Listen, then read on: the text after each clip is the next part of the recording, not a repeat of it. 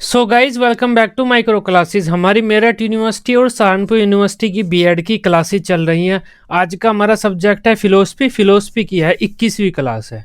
आज का हमारा टॉपिक है रविंद्रनाथ टैगोर। अब ये एक महान दार्शनिक थे भारत के। इनका जीवन दर्शन क्या था और शिक्षा दर्शन क्या था, ये बीएड एग्जाम में लॉन्ग क्वेश्चन में आता है 16 नंबर में। दोनों यूनिवर्सिटीज में भी, मेरठ में भी और सहारनपुर में भी, दोनों में 16 नंबर में आता है। इसमें भी शिक्षा दर्शन के जो सिद्धांत है वे ज्यादा पूछे जाते हैं, तो शिक्षा दर्शन इनका ज्यादा इंपॉर्टेंट हो जाता है। सबसे पहले टैगोर के जीवन दर्शन की बात कर लेते हैं। जीवन दर्शन से मतलब होता है टैगोर के दार्शनिक विचार किस प्रकार के थे। ये रविंद्रनाथ टैगोर है, आप जानते ही होंगे इन्हें। रविंद्रनाथ टैगोर का जन्म 7 मई 1861 को कलकत्ता के एक शिक्षित, धनी व सम्मानित परिवार में हुआ था। मतलब रविंद्रनाथ टैगोर का जो जन्म हुआ था वो एक धनी, मतलब अच्छे परिवार में हुआ था। इनके पिता का नाम देवेंद्रनाथ टैगोर तथा माता का नाम शारदा देवी था। जो इनके पिता थे देवेंद्रनाथ टैगोर, ये ब्रह्म समाज के वरिष्ठ नेता थे। मतलब ये भ्रमण ही करते रहते थे भारत में अधिकांश समय। और इनकी जो माता थी शारदा देवी, वो इनकी मृत्यु रविंद्रनाथ टैगोर के जन्म के समय ही हो गई थी। इस वजह से रविंद्रनाथ टैगोर का जो पालन पोषण किया है वो अधिकांश इनके नौकरों ने ही किया है। रविंद्रनाथ टैगोर के पिता ब्रह्म समाज के वरिष्ठ नेता थे। टैगोर को प्रारंभिक शिक्षा के लिए अनेक विद्यालय भेजा गया, लेकिन कहीं पर भी इनका मन नहीं लगा। टैगोर को शिक्षा लेने के लिए बहुत से विद्यालयों में भेजा गया था, लेकिन ये विद्यालय छोड़ देते थे, क्योंकि ये जिस प्रकार की शिक्षा लेना चाहते थे उस प्रकार से शिक्षा इन्हें विद्यालयों में नहीं मिलती थी, जिस वजह से इनका मन नहीं लगता था और ये विद्यालय छोड़ देते थे। लेकिन कहीं पर भी इनका मन नहीं लगा। उसके बाद वकील बनने के उद्देश्य से ये इंग्लैंड भी गए थे, लेकिन वहां पर भी मन न लगने के कारण बिना डिग्री पूरी किए ही ये भारत लौट आए थे। टैगोर एक महान कवि थे। 1913 में टैगोर को उनकी प्रमुख कृति गीतांजलि के लिए नोबेल पुरस्कार मिला था। ये वेरी शॉर्ट क्वेश्चन है, इंपॉर्टेंट। रविंद्रनाथ टैगोर को नोबेल पुरस्कार कब मिला था? नोबेल प्राइज 1913 में मिला था। किस कृति के लिए मिला था? गीतांजलि के लिए मिला था। इंपॉर्टेंट क्वेश्चन निकलते हैं यहाँ से दो। रविंद्रनाथ टैगोर को गुरुदेव के नाम से जाना जाता था। इन्हें गुरुदेव महात्मा गांधी जी ने कहा था। इन्हें गुरुदेव की उपाधि महात्मा गांधी जी ने दी थी। 40 वर्ष की उम्र में रविंद्रनाथ टैगोर ने एक स्कूल खोला था, जिसका नाम इन्होंने शांति निकेतन रखा था। यह भी इंपॉर्टेंट पॉइंट है। टैगोर एकमात्र ऐसे इंसान थे जिन्होंने दो देशों का राष्ट्रगान लिखा हुआ है। भारत का और बांग्लादेश का राष्ट्रगान टैगोर ने लिखा हुआ है। तब ये इंपॉर्टेंट पॉइंट थे रविंद्रनाथ टैगोर के बारे में, जो वेरी शॉर्ट क्वेश्चन में पूछ लिया जाता है इनके बारे में। रविंद्रनाथ टैगोर के जीवन दर्शन पर उनके धार्मिक तथा सुसंस्कृत परिवार का गहरा प्रभाव पड़ा। में आदर्शवादी थे। रविंद्रनाथ टैगोर आदर्शवादी थे। एक पॉइंट तो ये नोट कीजिए आप, आदर्शवादी थे मतलब ये धार्मिक विचारों वाले थे, भगवान वगैरह को मानते थे, स्वर्ग नरक मृत्यु, हमारा जो पाप पुण्य, इन सब में विश्वास करते थे। मतलब आध्यात्मिक प्रकृति के प्राणी थे रविंद्रनाथ टैगोर।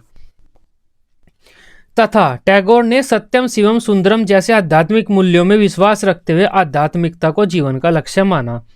टैगोर का विश्वास था कि ईश्वर एक है तथा उसी ने मनुष्य की रचना की है। टैगोर ने मानव को ईश्वर का एक रूप माना। टैगोर ने क्या कहा? जो हम मानव है ना, वे ईश्वर का ही एक रूप है। तथा उनके आपसी मतभेदों की निंदा करते हुए एकता पर बल दिया। और जो मानव के मतभेद है उनकी निंदा कौन करता है? मानवतावादी करते हैं। मतलब क्या हुआ? टैगोर आदर्शवादी तो थे ही, लेकिन इनके विचारों में मानवतावाद की झलक भी देखी जा सकती है। टैगोर के अनुसार हमें ईश्वर को खोजते हुए उस सत्य को प्राप्त करने का प्रयास करना चाहिए जो हमें इस संसार से मुक्ति दिला सके तथा अपने प्रकाश से इस संसार को प्रकाशित कर सके। ये एक इनका स्टेटमेंट था। अब बात कर लेते हैं टैगोर के शिक्षा दर्शन की। शिक्षा दर्शन में सबसे इंपॉर्टेंट शिक्षा दर्शन के मूलभूत सिद्धांत होते हैं। मतलब टैगोर के शिक्षा दर्शन के मूलभूत सिद्धांत, ये मोस्ट इंपॉर्टेंट है, ज्यादातर यही पूछा जाता है। मैं आपको पहले बता चुका हूँ, इसके बारे में जानते हैं। मूलभूत सिद्धांत आए, चाहे विशेषताएं आए, चाहे उद्देश्य वगैरह कुछ भी है, आप इसी तरह से यही सेम चीजें लिख सकते हैं। टैगोर के जीवन दर्शन पर जिन तत्वों का प्रभाव पड़ा है, उन्हीं तत्वों का प्रभाव उनके शिक्षा दर्शन पर भी पड़ा। इनके शिक्षा दर्शन का इनके जीवन दर्शन से घनिष्ठ संबंध है। मतलब टैगोर के जो दार्शनिक विचार थे ना, जैसा इनका जीवन दर्शन था ठीक उसी प्रकार का इनका शिक्षा दर्शन भी है टैगोर का।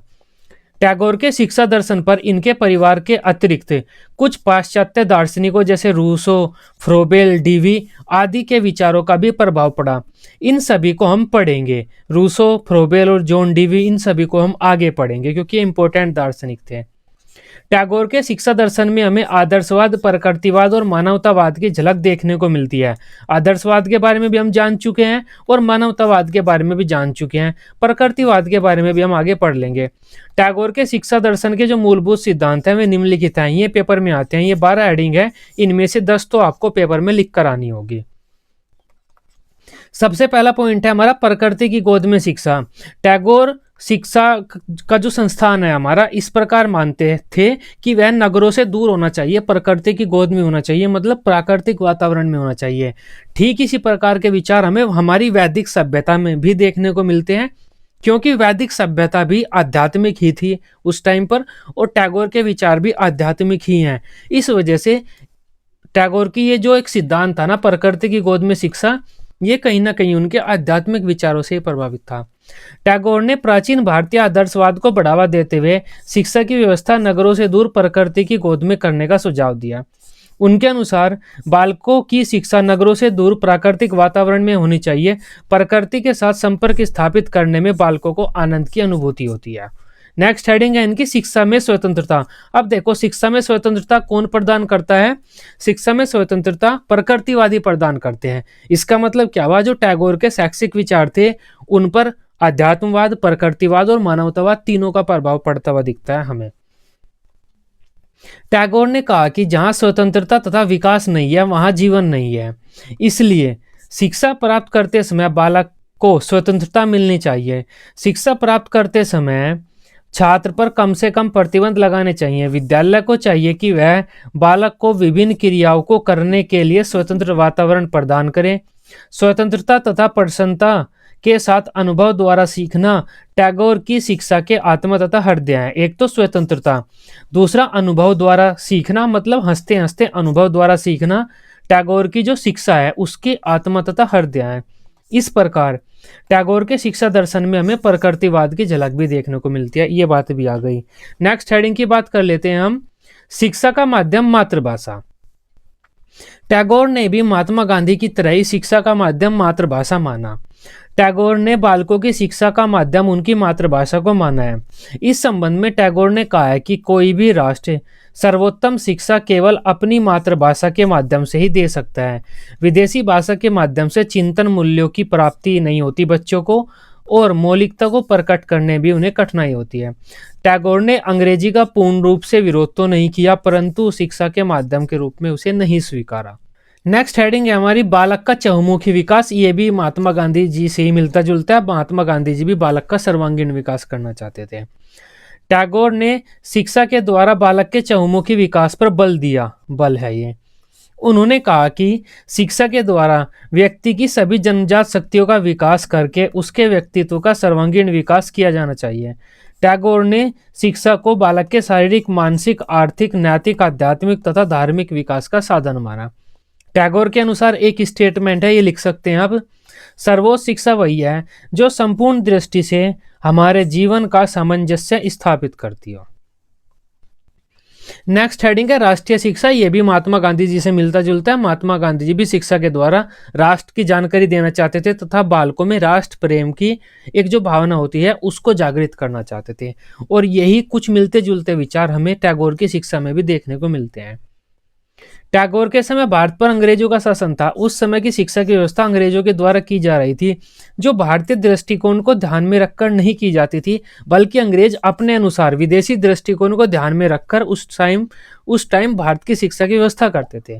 टैगोर ने कहा था कि बालकों की शिक्षा राष्ट्रीय होनी चाहिए, मतलब राष्ट्र उनके देश पर आधारित होनी चाहिए, उनके देश से संबंधित होनी चाहिए, जिसमें भारत के अतीत तथा भविष्य का पूरा ध्यान रखा जाना चाहिए।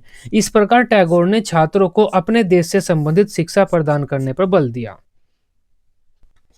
नेक्स्ट हेडिंग है हमारी भारतीय संस्कृति की शिक्षा। ये भी कहीं ना कहीं महात्मा गांधी जी से मिलता जुलता ही है। आप देख सकते हैं टैगोर के विचार महात्मा गांधी के विचारों के लगभग समान से ही है, हल्का फुल्का सा अंतर है उनमें, तो आपको ज़्यादा कठिनाई नहीं होगी। महात्मा गांधी जी पढ़ लीजिए आप, उसके बाद रविंद्रनाथ टैगोर पढ़ेंगे, आपको वही मिलते जुलते विचार मिलेंगे, तो आप आसानी से याद कर लेंगे। टैगोर ने शिक्षा को बालकों को संस्कृति से जोड़ने का एक साधन माना। टैगोर ने बालकों को संस्कृति से जोड़ने का एक साधन माना था शिक्षा को। उनके अनुसार बालकों को शिक्षा के द्वारा भारतीय समाज की पृष्ठभूमि और भारतीय संस्कृति का स्पष्ट ज्ञान कराया जाना चाहिए। इससे छात्र भारतीय संस्कृति से जुड़ सकेंगे तथा उनमें सांस्कृतिक गुणों का विकास हो सकेगा।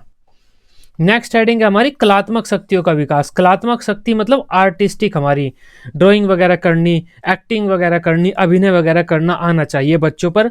रविंद्रनाथ टैगोर खुद भी एक कवि थे मतलब में खुद भी एक आर्टिस्ट थे, और बच्चों को भी में आर्टिस्टिक चीजें सिखाना चाहते थे, कलात्मक शक्तियां सिखाना चाहते थे। तो ये आसान पॉइंट है, आप आसानी से याद कर सकते हैं, क्योंकि रविंद्रनाथ टैगोर कौन थे? कवि थे, संगीतकार थे, मतलब में आर्टिस्ट थे, खुद एक कलाकार थे। इस वजह से वे बच्चों में भी कलात्मक शक्तियों का विकास करना चाहते थे। टैगोर स्वयं में एक महान कवि, कहानीकार, संगीतकार, गीतकार, नाटककार, निबंधकार तथा चित्रकार थे। मतलब में एक महान कलाकार थे टैगोर, जिसकी छवि उनकी शिक्षा पर भी देखने को मिलती है। उनके अनुसार शिक्षा के द्वारा बालकों में संगीत, अभिनय, चित्रकला आदि कलाओं की योग्यताओं का विकास किया जाना चाहिए। बालकों में शिक्षा के द्वारा बालकों में बहुत सारी कलाओं का, कलात्मक शक्तियों का विकास किया जाना चाहिए। नेक्स्ट हेडिंग है हमारी सामुदायिक जीवन की शिक्षा, मतलब सामाजिक शिक्षा। बच्चों को सामाजिक शिक्षा प्रदान करनी चाहिए हमें। अब सामाजिक शिक्षा प्रदान कर रहे हैं तभी यहाँ पर हमारा मानवतावाद आ जाता है, मानवतावाद, क्योंकि मानवतावादी सामाजिकता पर बल देता है। मानवतावाद क्या कहता है? सभी मनुष्यों को बिना भेदभाव के एक साथ एक सामाजिक माहौल में रहकर एक दूसरे का भला करते हुए सहयोग की भावना के साथ आगे बढ़ना है, भेदभाव नहीं करना। टैगोर ने कहा है कि शिक्षा को गतिशील तथा सजीव तभी बनाया जा सकता है जब उसका आधार व्यापक हो तथा सामाजिक जीवन से उसका घनिष्ठ संबंध हो। बालकों को सामाजिक सेवा के अवसर मिलने चाहिए, जिससे टैगोर ने क्या कहा था कि बालकों को सामाजिक सेवा के अवसर मिलने चाहिए जिससे उनमें स्वयं शासन तथा उत्तरदायित्व के भाव विकसित हो सके। इसी के साथ ही शिक्षा के द्वारा बालकों को सामाजिक आदर्शों, परंपराओं, रीति रिवाजों और समस्याओं से अवगत कराना चाहिए। उनके अनुसार बालक के अंदर सामाजिक गुणों को विकसित करके ही बालक अपनी और समाज की प्रकृति में सहयोग कर सकेगा। नेक्स्ट हेडिंग की बात कर लेते हैं हम, रचनात्मक शक्तियों का विकास। मतलब जो हम क्रिएटिव है ना, जो बच्चे क्रिएटिव हैं, तो क्रिएटिविटी है बच्चों के पास, तो टैगोर ने कहा था हमारी शिक्षा ऐसी होनी चाहिए जो बच्चों की उस क्रिएटिविटी को बढ़ाए, उस क्रिएटिविटी को बाहर निकाले, जिससे में बच्चे हमारे समाज में, हमारे देश में सहयोग प्रदान कर सके। टैगोर के अनुसार किसी देश के विकास में उस देश की उत्पादकता तथा रचनात्मकता का अहम स्थान होता है। अतः देश की शिक्षा व्यवस्था इस प्रकार की जानी चाहिए जिससे बालकों की रचनात्मक शक्तियों का विकास हो सके। इससे बालक अपने रचनात्मक गुणों का सदुपयोग कर सकेंगे, मतलब सही तरह से प्रयोग कर सकेंगे बालकों के पास जो रचनात्मक शक्तियां हैं उनका। नेक्स्ट हेडिंग है हमारी सामंजस्य की एक क्षमता का विकास करना, मतलब अनुकूलन, एडेप्टेशन, समायोजन करने की एक क्षमता का विकास करना। हमें अपने व्यवहार में, अपने शरीर में आवश्यक परिवर्तन करने पड़ते हैं अलग अलग माहौल के अनुसार। वो जो एडेप्टेशन की पावर है ना हमारी, समायोजन की, अनुकूलन की, उसका भी विकास करना चाहते थे रविंद्रनाथ टैगोर अपनी शिक्षा के द्वारा। टैगोर के अनुसार शिक्षा सामंजस्य की क्षमता का विकास करने के साधन के रूप में होनी चाहिए। उनके अनुसार शिक्षा इस प्रकार की होनी चाहिए जो बालकों के जीवन की वास्तविक परिस्थितियों, सामाजिक स्थितियों और वातावरण की जानकारी प्रदान करे, जिससे बालकों के लिए अनुकूलन करना आसान हो सके, मतलब अपने व्यवहार में परिवर्तन करना आसान हो सके। नेक्स्ट हेडिंग है हमारी रटने की आदत का अंत। टैगोर ने रटने पर बल नहीं दिया, इन्होंने किताबी ज्ञान पर भी ज्यादा बल नहीं दिया था, इन्होंने व्यवहारिक शिक्षा पर बल दिया था। क्रिया विधि करके बच्चे खुद क्रिया करके सीखे। टैगोर ने शिक्षा में स्वतंत्रता तथा व्यवहारिकता पर, मतलब व्यवहारिक शिक्षा पर बल दिया था। टैगोर ने कहा था कि बालकों को रटने के लिए बाध्य न किया जाए। शिक्षा विधि या शिक्षण विधि का आधार जीवन, प्रकृति तथा समाज की वास्तविक स्थितियां होनी चाहिए। टैगोर ने कहा था कि जहां तक संभव हो सके बालकों को प्रत्यक्ष स्रोतों के द्वारा ज्ञान प्रदान करने का अवसर दो, न कि पुस्तकों के द्वारा। मतलब प्रत्यक्ष स्रोतों के द्वारा बच्चों को ज्ञान प्रदान करो। अगर आप ताजमहल के बारे में बच्चों को पढ़ा रहे हैं तो ताजमहल के पास लेकर चले जाओ, या ताजमहल जैसी कोई चीज उन्हें मार्बल वगैरह, संगमरमर वगैरह लाकर दिखा सकते हो। नेक्स्ट हेडिंग है हमारी अंतर्राष्ट्रीयता की शिक्षा।